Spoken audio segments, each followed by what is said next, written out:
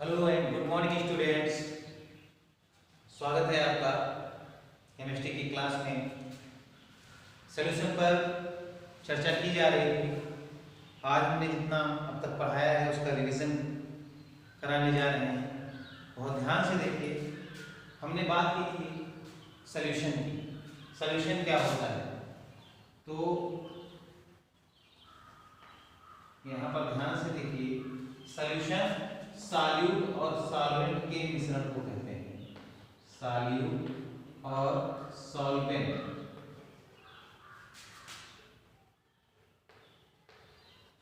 के मिक्सचर को सॉल्यूशन कहा जाता है। और यहाँ पर हमने बताया था आपको होमोजेनस मिक्सचर की बात करनी है। तो सॉल्यूशन क्या होता है? Mixture of solute and solvent can be called solution. और हम दूसरे शब्दों में कह सकते हैं कि विलयन दो या दो से अधिक पदार्थों का मिश्रण होता है। अब होमोजेनस मिक्सचर की बात कर ली थी, तो इसमें हमने कंसंट्रेशन की बात की। कंसंट्रेशन क्या होता है, तो देखिए ध्यान से। कंसंट्रेशन ने बताया था आपको अमाउंट ऑफ सॉल्यूट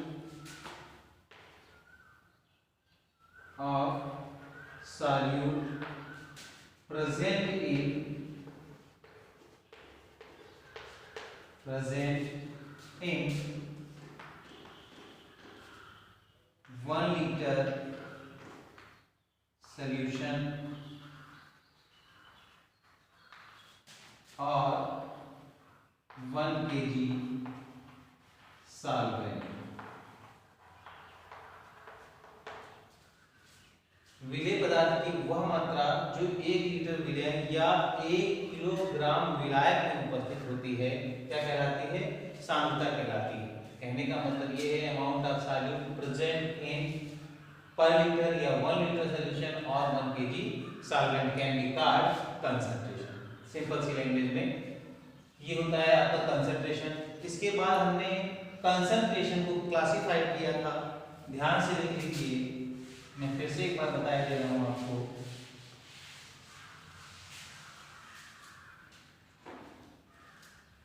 कंसंट्रेशन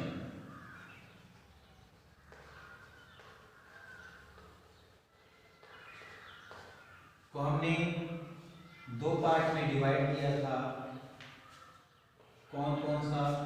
एक तो टेम्परेचर डिपेंडेंट,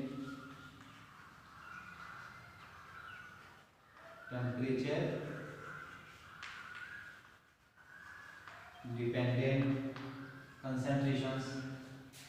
दूसरा टेम्परेचर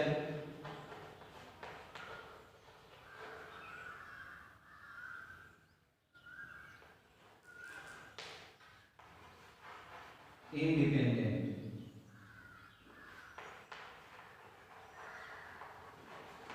कंसंट्रेशंस। टेम्परेचर डिपेंडेंट के अंतर्गत वो कंसंट्रेशन आती थी जिनमें वैल्यू दिया होता था। जैसे हमने बात की थी मोलैरिटी, नॉर्मेलिटी की,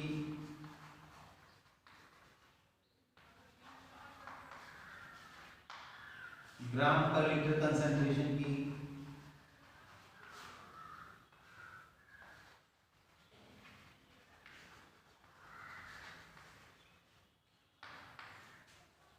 इसी को स्ट्रेंथ भी बोलते हैं।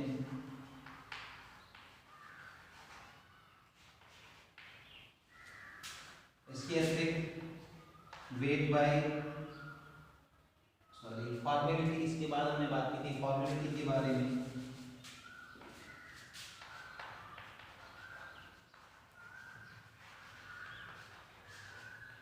Formality wait by volume percentage, volume by weight percentage and volume by volume percentage, PP. शायद यहाँ लिखेगा नहीं तो ऊपर लिख देता हूँ, ध्यान से देखिए। और हमने बात की थी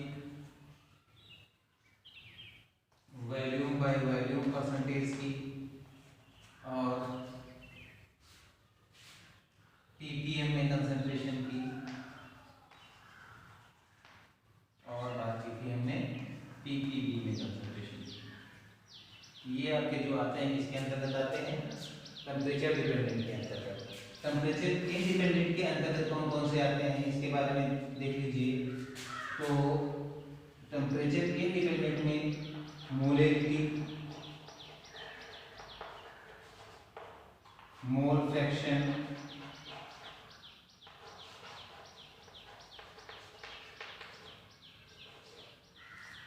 और वेट बाय वेट परसेंटेज। इसके अतिरिक्त आपका आ जाएगा यहाँ पर ppm में कंसंट्रेशन एंड ppb में कंसंट्रेशन। ये आपका क्लासिफिकेशन हो जाता है। अब इसके बाद एक एक करके हम देख लेंगे, मोलैरिटी, मोलारिटी, ग्राम पर लीटर कंसंट्रेशन, फॉर्मेलिटी या wait by volume percentage and volume by weight percentage, volume by volume percentage, ppm में कंसंट्रेशन, ppb में कंसंट्रेशन के बारे में हम एक बार फिर से चेक कर रहे हैं यहाँ पर इस वीडियो के अंतर्गत, बहुत ध्यान से समझिएगा। तो चलो एक एक करके देखते हैं।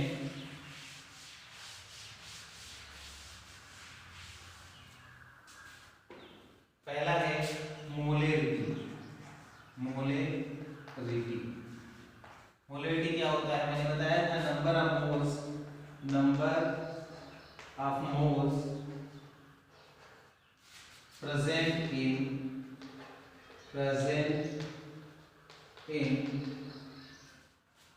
पर लीटर सॉल्यूशन, पर लीटर सॉल्यूशन। फार्मूला निकालते हैं मोलैरिटी का, तो फार्मूला देखते हैं।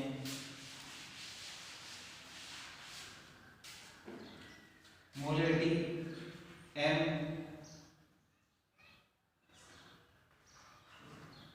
मोलैरिटी को m से जो है सिंपलाइज करते हैं, तो देखिए molarity m is equal to number of moles, थोड़ी सी गड़बड़ी हो गई है, जरा चेक कर लीजिए। Number of moles of solute present in per liter solution. 1 litre विलयन में उपस्थित 1 लीटर विलयन में उपस्थित विलेय के मोलों की संख्या को विलयन की मोलरता कहते हैं। Number of moles of solute divided bye volume of solution, volume of solution, ये हो जाता है फार्मूला। नंबर ऑफ मोल्स को n से रिप्रेजेंट करते हैं और वॉल्यूम लीटर में हो तो इसको V in LT लिखते हैं। नंबर ऑफ मोल्स निकालने हो, n निकालने हो तो आप वेट रखेंगे, जिसका भी नंबर ऑफ मोल्स ज्ञात करना होगा उसका वेट रखेंगे और उसको उसके क्रिटिकल मॉलिक्यूलर वेट से डिवाइड कर देंगे। तो इसको हम mt से रिप्रेजेंट करते हैं और इसको हम w से रिप्रेजेंट करते हैं, तो ये आपका फार्मूला बन जाता है। अब अगर हम देखें तो मोलैरिटी का सिंपलाइज्ड फार्मूला क्या होगा, n divided by v in litre, क्योंकि n is equal to w by mt है, तो n की जगह पर w बाय mt रख देंगे और इनटू v इन लीटर। और अगर ये मिलीलीटर में दिया हो तो ध्यान देना, जब भी आयतन मिलीलीटर में दिया होता है तो उसको लीटर में बदलने के लिए हम क्या करते हैं, ध्यान से समझिए। v इन लीटर आपको निकालना है और मिलीलीटर में दिया है तो v in ml divided by 1000 कर देते हैं। यहाँ पर अप्लाई करते हैं, v इन लीटर की जगह पर इसको अप्लाई करते हैं, तो जरा ध्यान से देखिए w by mt into v divided by, ये ml में हो जाएगा, डिवाइडेड बाय 1000 और ये 1000 ऊपर चला जाएगा तो फार्मूला कुछ ऐसा नजर आएगा, w into 1000 divided by mt into v in ml। ये आपका फॉर्मूला बन जाएगा। तो ये मोलरिटी के लिए हो गया। अब बात कर लेते हैं नॉर्मेलिटी की।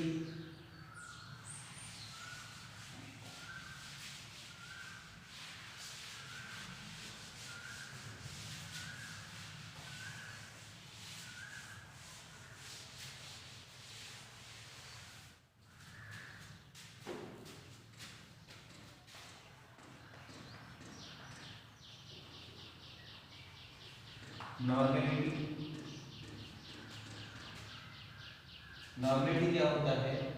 Number of gram equivalent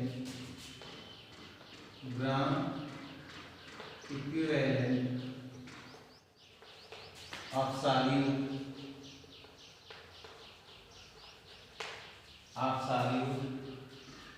present in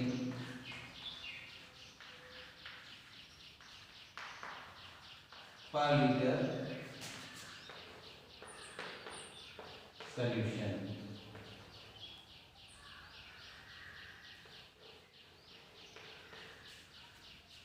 एक लीटर विलेन में उपस्थित विलेन के ग्राम तुल्यांकों की संख्या या तुल्यांकों की संख्या को क्या कहते हैं? विलेन की नॉर्मेलिटी कहते हैं, नॉर्मलता कहते हैं। और नॉर्मेलिटी बराबर क्या होता है? बहुत ध्यान से देख लीजिए। नॉर्मेलिटी को n से रिप्रेजेंट करते हैं, is equal to number of gram equivalent of solute divided by value of solution in liter। इसको n से रिप्रेजेंट करते हैं। नंबर ऑफ ग्राम इक्विवेलेंट को n EQ से रिप्रेजेंट करते हैं। वैल्यू लीटर में हो तो V in LT लिख देते हैं। तो ध्यान से देखिए, अगर आपको n ऑफ EQ नहीं पता है तो आप कैसे ज्ञात करेंगे? n of EQ is equal to weight, जिसका भी इक्विवेलेंट निकालना है उसका वेट रखेंगे, divided by equivalent weight.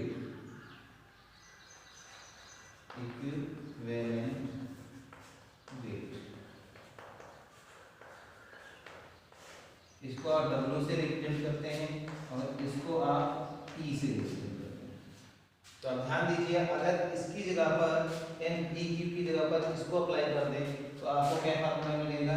N is equal to, इसकी जगह पर इसको रखेंगे तो weight divided by equivalent weight into V in litre. और फिर से अगर ये मिलीलीटर में दिया हो तो ये बन जाएगा आपका N is equal to W divided by E।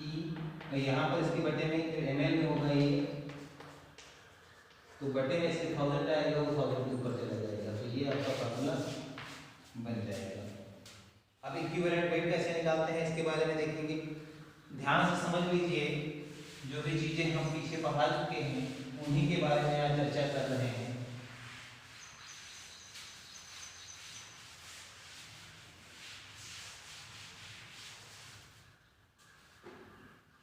अगर आपको इक्विवेलेंट वेट ना पता हो तो आप क्या करेंगे? उसके मॉलिक्यूलर वेट को n फैक्टर से डिवाइड कर देंगे। और n फैक्टर के बारे में हमने खूब सारी चर्चा की थी, फिर से एक बार देख लो। n फैक्टर अगर आपको किसी का निकालना है तो ये हर एक के लिए अलग अलग होगा। n फैक्टर एसिड के लिए अलग होगा। एसिड के लिए चलो देखते हैं। एसिड के लिए मतलब क्या है? Number of H plus ion, जितना भी H प्लस आयन होगा वो n फैक्टर होगा एसिड का। जैसे कोई एसिड है HNO3, इसका डिसोसिएशन किया जाए तो ये H प्लस NO3 में टूटता है, NO3 माइनस में। तो H कितने मिले? 1 मिला, तो n फैक्टर कितना हो गया? 1। इसी तरह से जैसे H2SO4 है,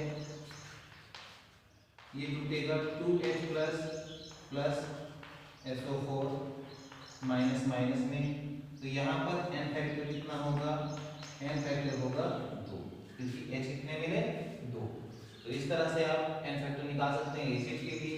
अगर बेस के लिए देखना है तो ध्यान से समझिए, बेस के लिए कोई बेस कितना हाइड्रोक्साइड आयन देता है, जैसे NaOH Na plus OH minus में टूटता है, तो यहाँ पर आपको हाइड्रोक्साइड कितना मिल रहा है आयन 1, तो यहाँ पर n फैक्टर कितना हो गया 1 हो जाएगा। इसी तरह से जैसे AlOH का होमोप्राइज है, इसका डिसोसिएशन हो तो ये Al plus 3 time OH minus में टूटता है, तो कितना मिला आपको OH माइनस 3 मिला, तो n फैक्टर कितना हो गया 3। ये सिंपल सा तरीका है। यहीं पर लगे हम 60 के लिए देख लेते हैं।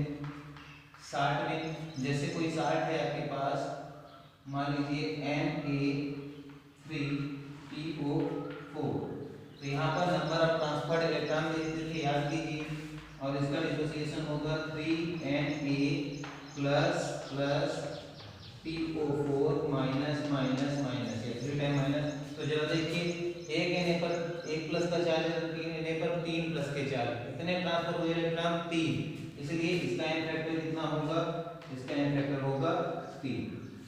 तो इस तरह से ध्यान देना है आपको। जैसे एक और छोटा सा एग्जांपल ले लेता हूँ, जैसे KCl है, KCl को अगर डिसोसिएट किया जाए तो K प्लस Cl माइनस में टूटेगा, तो यहाँ पर एक इलेक्ट्रॉन का ट्रांसफर हो रहा है, तो ये n फैक्टर कितना होगा 1 होगा। इस तरह से आप n फैक्टर निकाल सकते हैं किसी के लिए भी। उम्मीद है ये चीज आपको पहले ही समझ में आ गई होगी, फिर से एक बार रिवाइज हो जाएगा तो अच्छा रहेगा। आगे बढ़ते हैं।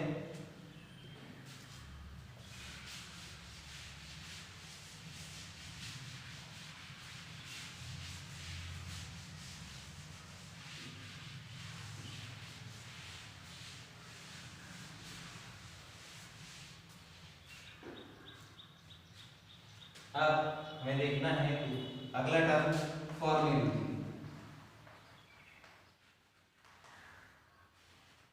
फॉर्मेलिटी क्या होती है, इसको F से रिप्रेजेंट करते हैं, number of formulas of solute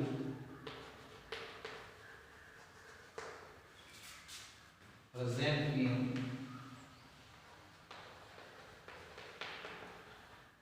per liter solution।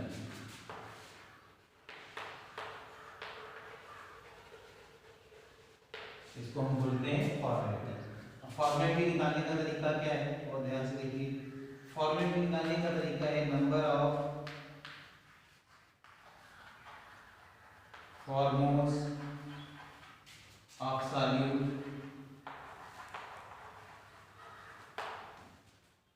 divided by volume of solution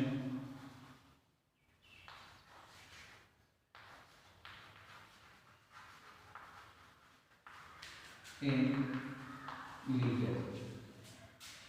number of formulas कैसे निकालेंगे, इसको लिखने का तरीका क्या है, रिप्रेजेंटेशन कैसे करेंगे, तो NF number of formulas divided by V in litre.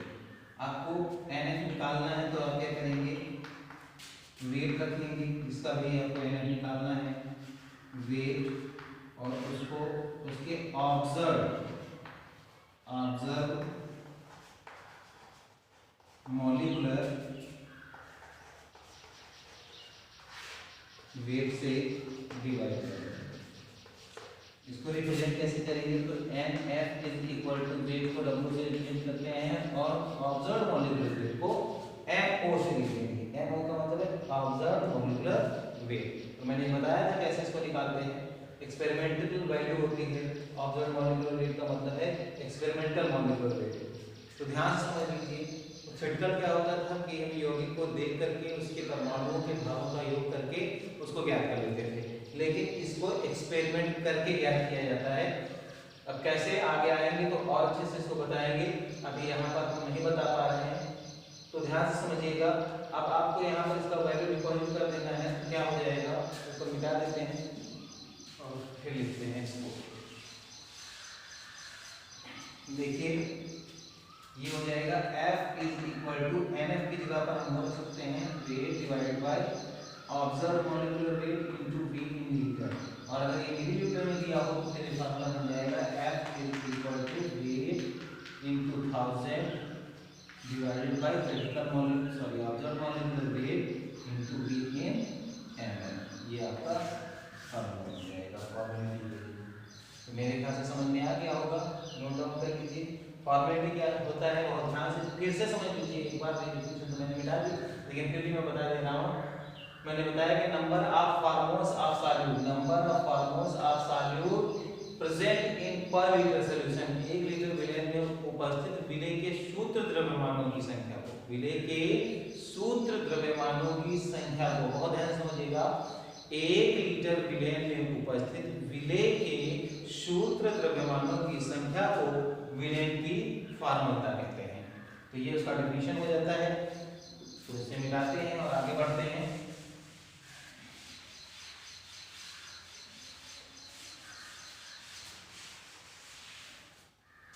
आगे हमें बात करना है वेट बाय वॉल्यूम परसेंटेज पर।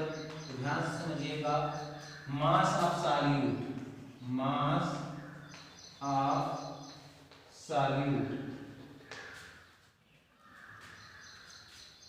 present in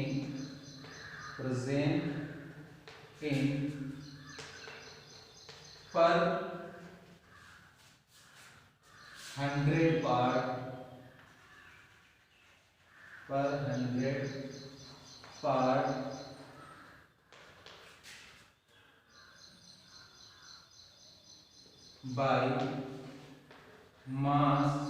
by volume of solution। ध्यान से समझ लीजिए कि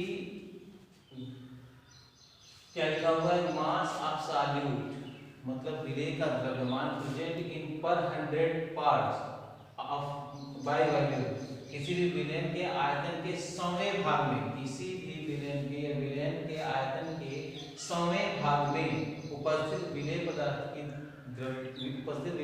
का द्रव्यमान या उपस्थित विलेय पदार्थ की मात्रा को क्या कहते हैं, विलेय की द्रव्यमान आयतन प्रतिशतता कहते हैं। द्रव्यमान,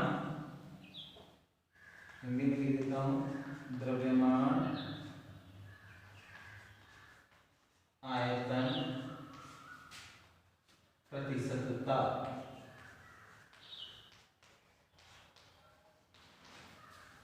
बहुत ध्यान से समझ लीजिए कि किसी भी विलेय के 100वें, किसी भी विलेय के आयतन के, किसी भी विलेय के आयतन के 100वें भाग में उपस्थित विलेय पदार्थ का द्रव्यमान विलेय की द्रव्यमान आयतन प्रतिशतता कहलाता है। Simple.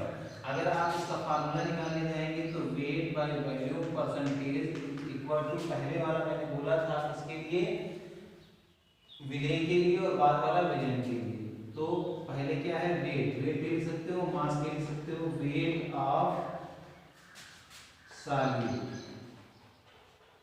Divided by volume of solution. कितने पार्ट में, 100 पार्ट में। ये हो गया। दूसरा है आपका वॉल्यूम बाय वेट परसेंटेज। तो ध्यान से समझिएगा, वॉल्यूम ऑफ सॉल्यूशन, यहाँ पर डेफिनेशन कैसे बनेगी, यहाँ से लेंगे volume of solute, volume of solute present in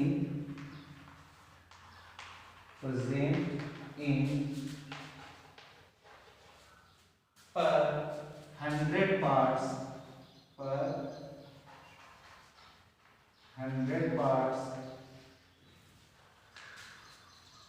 by weight of solution। मतलब किसी भी विलेय के द्रव्यमान के 100वें भाग में, किसी भी विलेय के द्रव्यमान के 100वें भाग में 100वें भाग में उपस्थित विलेय पदार्थ का आयतन विलय की आयतन द्रव्यमान प्रतिशतता कहलाता है। आयतन द्रव्यमान प्रतिशतता कहलाता है। क्लियर? मेरी बात समझ में आ रही है? एक बार फिर से रिपीट कर देता हूँ, ध्यान से समझिए। किसी भी विलयन के द्रव्यमान के 100वें भाग में उपस्थित विलेय पदार्थ का आयतन क्या कहलाता है? विलयन की आयतन द्रव्यमान प्रतिशतता कहलाता है। तो यहाँ पर मैंने लिखा है हिंदी में, ध्यान से समझ लीजिए। आयतन द्रव्यमान प्रतिशतता, द्रव्यमान आयतन प्रतिशतता। यहाँ पर फार्मूला निकालने जाएंगे तो चलो मिटा देते हैं, ऊपर लिखता हूँ।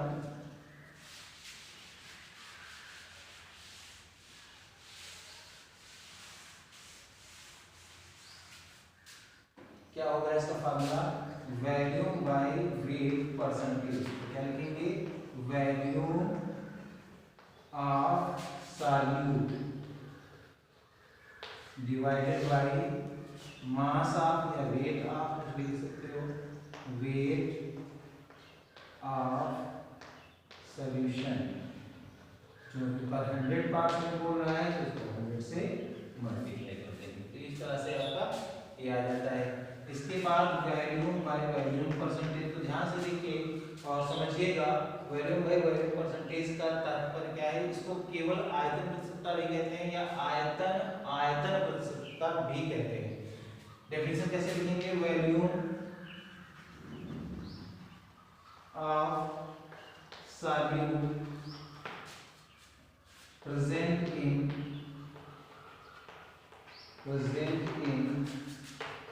per 100 parts of per 100 parts by volume of solution, volume of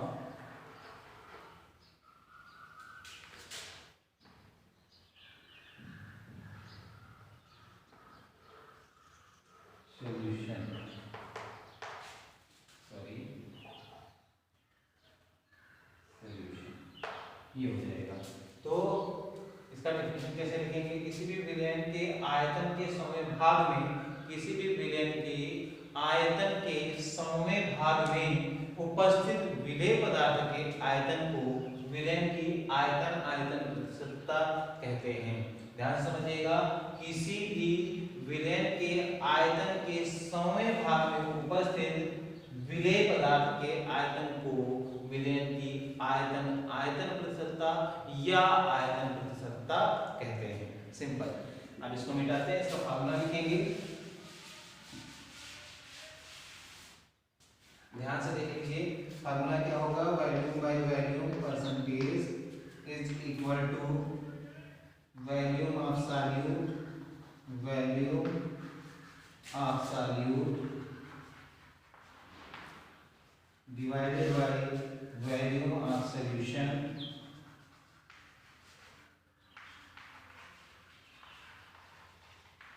into 100। इसका फार्मूला हो जाएगा। अब आगे बढ़ते हैं।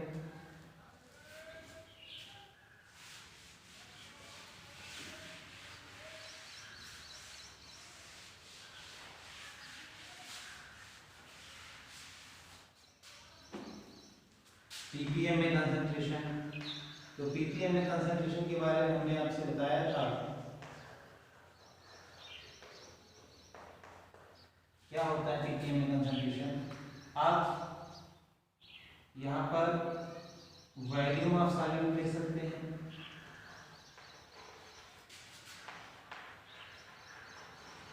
सॉल्यूट, और वॉल्यूम ऑफ सॉल्यूशन भी ले सकते हैं, वॉल्यूम ऑफ सॉल्यूशन इनटू 10⁶। या फिर आप क्या कर सकते हैं? वॉल्यूम ऑफ सॉल्यूट ले सकते हैं divided by weight of solution ले सकते हैं, वेट ऑफ सॉल्यूशन ले सकते हैं इनटू 10⁶। या फिर आप क्या कर सकते हैं? वेट ऑफ सॉल्यूट ले सकते हैं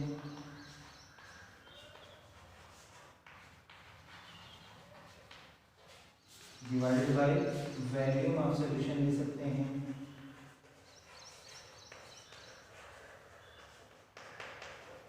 into 10 to the power 6। अब ध्यान से देखने वाली बात ये है कि इन तीनों फार्मूले में वॉल्यूम जरूर आया है, आयतन जरूर आया है।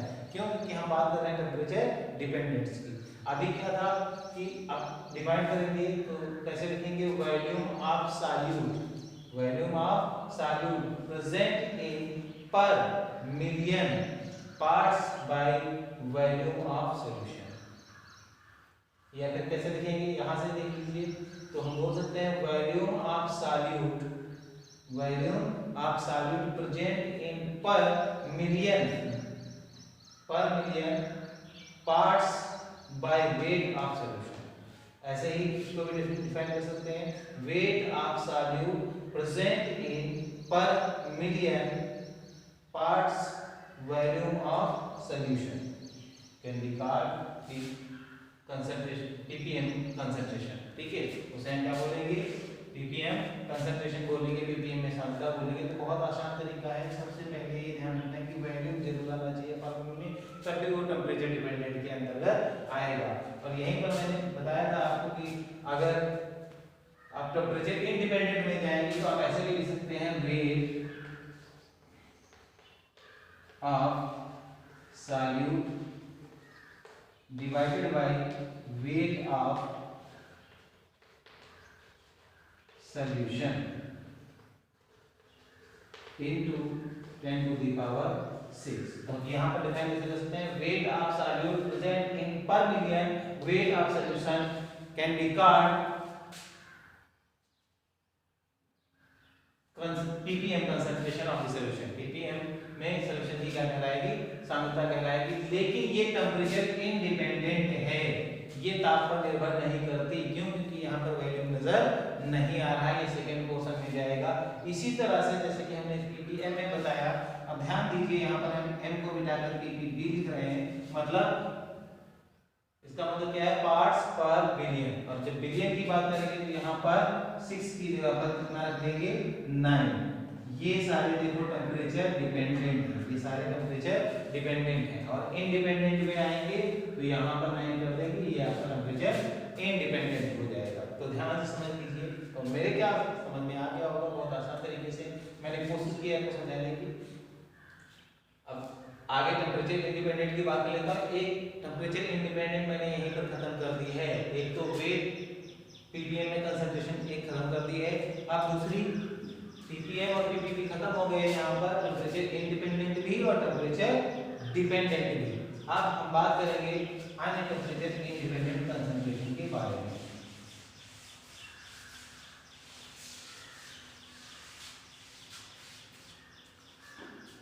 तो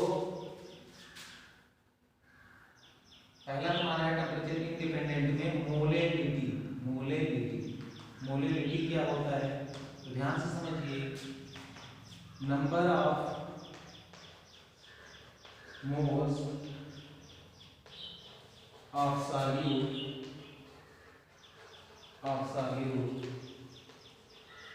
प्रेजेंट इन पर केजी सॉल्वेंट।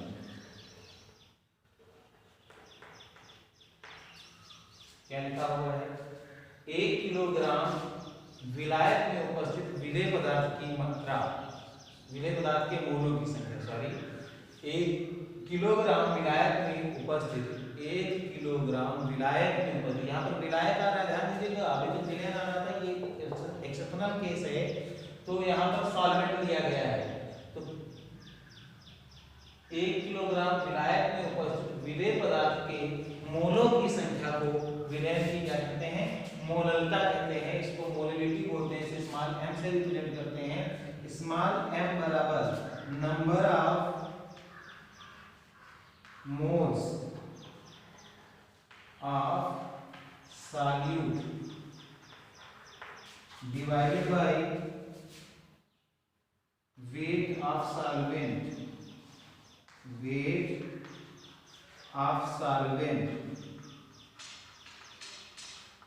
इन केजी। ध्यान समझिएगा, इसको हम n से रिप्रेजेंट कर देते हैं और इसको कैपिटल W इन kg ऐसे लिख देते हैं। तो और आपको पीछे मैंने बताया था कि n नंबर ऑफ मोल्स बराबर क्या होता है, wait divided bye critical molecular weight. तो यहाँ पर अप्लाई कर दें तो ध्यान से देखिए m is equal to n की जगह पर उसको रख दें तो weight divided by mt into capital W in kg। ठीक है।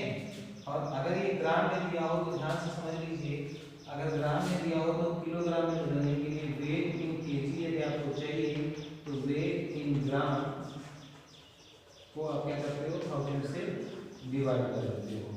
तो यहाँ पर वही करने जा रहे हैं हम, जरा ध्यान से देखिए, ये हो जाएगा m बराबर इस मान m से रिप्रेजेंट करेंगे, इस मान m is equal to weight divided by mt into weight in gram divided by 1000 और ये 1000 चला जाएगा ऊपर। तो फॉर्मूला कुछ ऐसा आ जाएगा बेटा, m is equal to weight into 1000 divided by mt into weight of solvent in gram.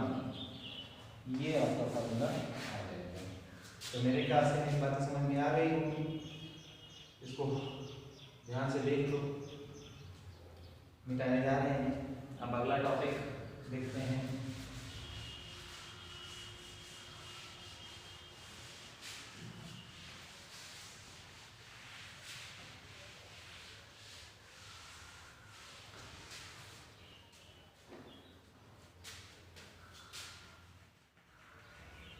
Mole fraction. Mole fraction क्या होता है? मोल फ्रैक्शन को हम मोल फ्रैक्शन को हम x से लिखते हैं। ध्यान से समझिएगा, मोल फ्रैक्शन क्या होता है, ratio of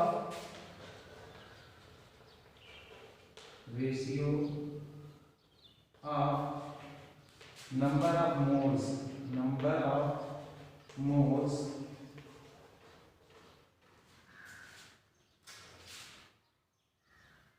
of one component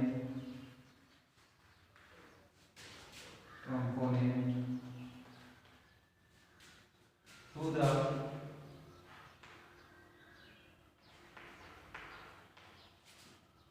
total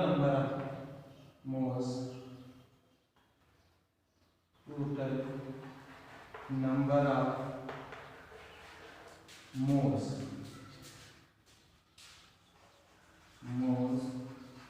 present in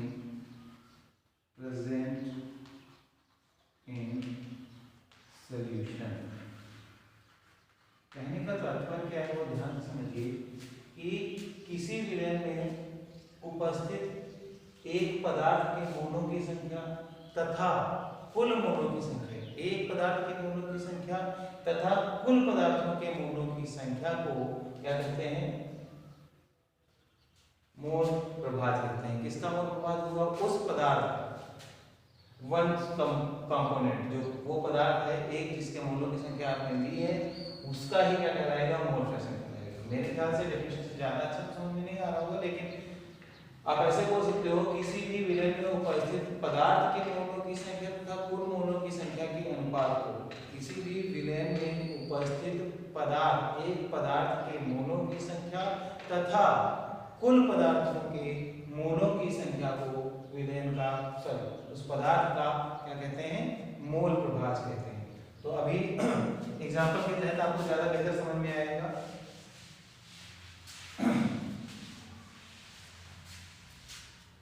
suppose कीजिए कि आपने एक विलयन लिया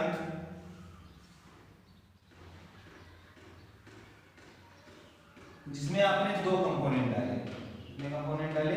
दो। इसके अंदर दो कंपोनेंट उपस्थित हैं। कौन कौन सा? एक ए है और एक बी है। ए को हम सॉल्यूट मान रहे हैं, ध्यान से समझना, और बी को हम सॉल्वेंट मान रहे हैं। तो जब हमने इसको डाला इसके अंदर, तो पदार्थ को नापने का तरीका होता है मोल।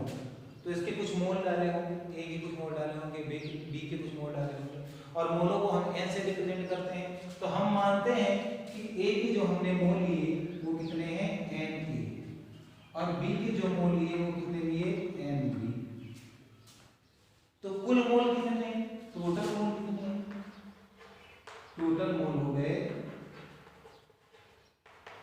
N A plus N B, ये टोटल मोल हो गए।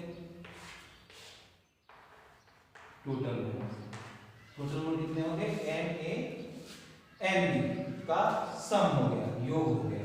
अब हमें क्या करना है, हमको पता है कि ए के कितने मोल हैं, एन ए मोल हैं, बी के कितने मोल हैं, एन बी मोल। अब हमें सपोज कीजिए कि ए का मोल फ्रैक्शन निकालना है, तो मोल फ्रैक्शन को हम एक्स से रिप्रेजेंट करते हैं। किसका निकालना है, ए का, तो इसको हम एक्स ए लिख देते हैं। तो एक्स ए बराबर कितना हो जाएगा, एन ए क्या बताएगा, वन सब जो वन कंपोनेंट है, पहला कंपोनेंट है, उसके मोलों की संख्या। जब भी आपका मोल प्रभाव निकालना है तो उस पदार्थ के मोलों की संख्या को ऊपर रखेंगे जिसका आपको मोल प्रभाव ज्ञात करना होगा। तो एन ए ऊपर हो गया और नीचे हो जाएगा टोटल नंबर ऑफ मोल्स, मतलब एन टी, और एन टी का वैल्यू कितना है आपको पता है, N A divided by N A plus N B. Clear. तो इस तरह से आपको एक्स ए ज्ञात हो जाएगा। इसी तरह से आपको एक्स बी ज्ञात करना हो, तो एक्स बी ज्ञात करने के लिए आप क्या करेंगे, N B divided by N T. अब यहाँ पर क्या हो जाएगा, एन बी और एन टी का वैल्यू कहाँ से लाएंगे, यहाँ से। कितना है, N A plus N B. मेरे ख्याल से मेरी बात समझ में आ गई होगी आपको।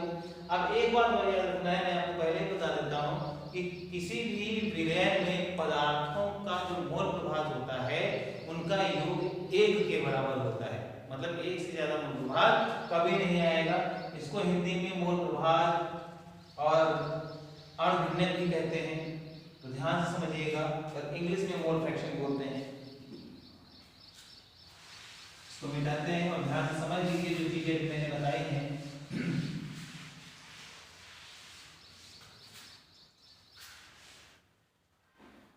कि अगर आप मोल फ्रैक्शन का योग करते हैं, इसका x A plus X B, तो आपको पता है, क्या पता है कि एक्स ए बराबर कितना निकला है, N A upon N A plus N B, और एक्स बी कितना निकला है, एक्स बी निकला है N B divided by N A plus N B.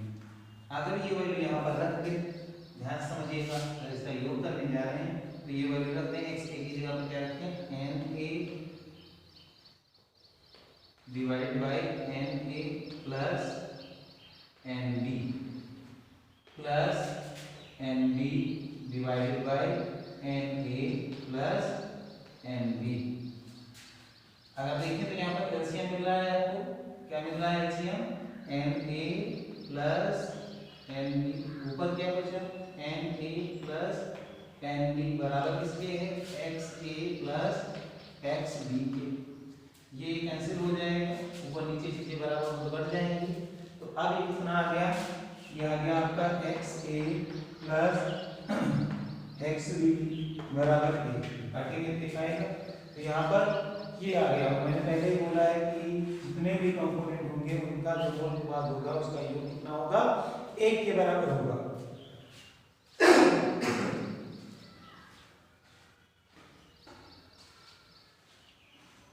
ध्यान समझिए, आज कुछ गले में प्रॉब्लम लग रही है हमको, चलो ध्यान से देख लो। तो यहाँ पर आपको अगर आप एक्स ए पता हो तो एक्स बी पता हो जाएगा, या एक्स बी पता हो तो एक्स ए पता हो जाएगा। एक पता हो तो दूसरा ऑटोमेटिकली पता चल जाएगा। कैसे, एक्स ए आपको निकालना है और एक्स बी आपको पता है, तो ये 1 और ये उधर जाएगा तो माइनस का हो जाएगा एक्स बी। ऐसे अगर आपको एक्स बी निकालना है तो एक्स बी बराबर ये उस तरफ जाएगा तो माइनस का हो जाएगा 1 माइनस एक्स ए। इस तरह से हम मोल फ्रैक्शन ज्ञात कर सकते हैं। तो मोल फ्रैक्शन हो गया। अब एक और टॉपिक बचा हुआ है, उसको मैं बता देता हूं और फिर आज की क्लास यहीं पर समाप्त करेंगे। कौन सा टॉपिक है आपका? Wait by weight percentage. अब यहां पर मास आप या वेट आप लिख सकते हैं, डिफाइन करेंगे कैसे?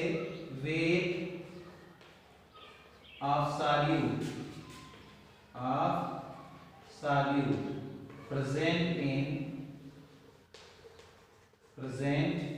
in per 100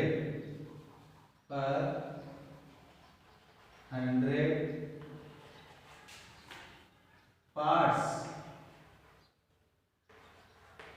by weight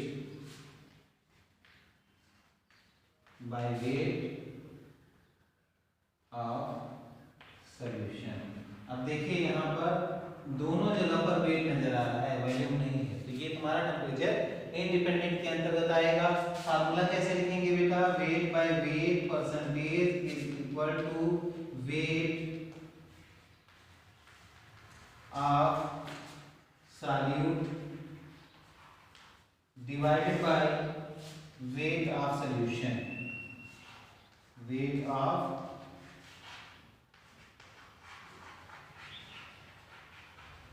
solution into 100। ये आपका फार्मूला है। तो इस तरह से कंसंट्रेशन के सारे टर्म्स खत्म होते हैं यहाँ पर। अब आगे अगले वीडियो में हम हेनरी लॉ की बात करेंगे, हेनरीज लॉ, हेनरी का नियम क्या होता है उस पर चर्चा करेंगे। तब तक के लिए टेक केयर एंड